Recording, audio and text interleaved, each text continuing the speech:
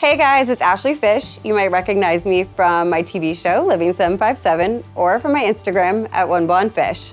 I'm here today because I have had anxiety about going to the dentist for years, more so enough that I didn't go at all for years. And you've heard this part of my story, but there's the other side of the story as well. And that is Dr. Johnston of Norge Dental Center. He is a lifesaver.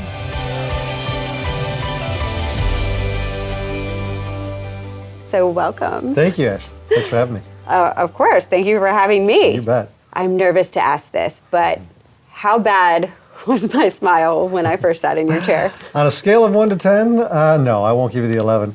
So I won't. No. So here's the thing. It really wasn't that bad on the surface. I think you were just starting to notice what was going on under the surface. Right. It's sort of the tip of the iceberg business. And we see a lot of that in dentistry, where what's showing is just a fraction of what's really happening. Right. And I think you had finally gotten aware and maybe even started to notice that things were a lot worse than they seemed. Yeah. And that's when you came to see me.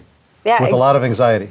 I did. I have generalized anxiety anyways, but since I didn't go to the dentist for years, as you know, Right. before seeing you, it was Right. like the more time that went on, the more that anxiety built up and the more I pushed it off and pushed it to the side. But seeing you definitely eased those fears. Well, not at immediately. first. Yeah, not at first. I could tell. The first couple of times you were in the chair, we really didn't have much in the way of conversation because you were clammed up. You didn't want to open up and tell me about your experiences because you were kind of embarrassed about it. Oh, I think yeah. that was a big part of being there, was the embarrassment of not being there. Right. And so it was kind of having to draw it out of you a little bit first to see what was really going on. I could identify For sure. the easy treatment needs, fix some cavities and things. Yeah. But when it really got down to it, that wasn't all the reason you were there. It wasn't. It wasn't at all. And I feel like sitting in a dentist chair after you have been in such a long time, it's like on the surface, everybody's like, oh, you have a beautiful smile. You have a great smile. What do you mean you're thinking about getting veneers?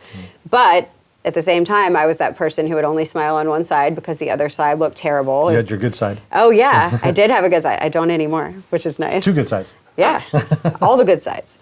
But then once I did sit in your chair, I think I had anxiety of what you were going to tell me. Agreed. And sometimes Yeah. the news is really bad. In your case, it wasn't that horrible, honestly. You had some neglect from a few years of neglecting it. It shows Right. up.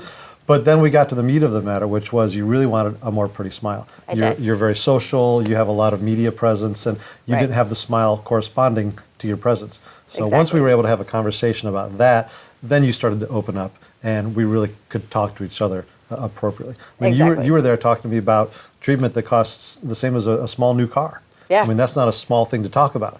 It's not. So once we got into the meat of it, I felt like then you opened up, the conversation really got started. Thank you guys so much for hanging out and listening in on Dr. Johnston and I's conversation. The reason I wanted you here is because I want you to know that no matter how long you've waited to go to the dentist like I did, and if your anxiety is building up like mine did, you don't have to worry. You can put your fears at ease because there's nothing that they haven't seen worse than, and if you give them a call, it can only go up from here.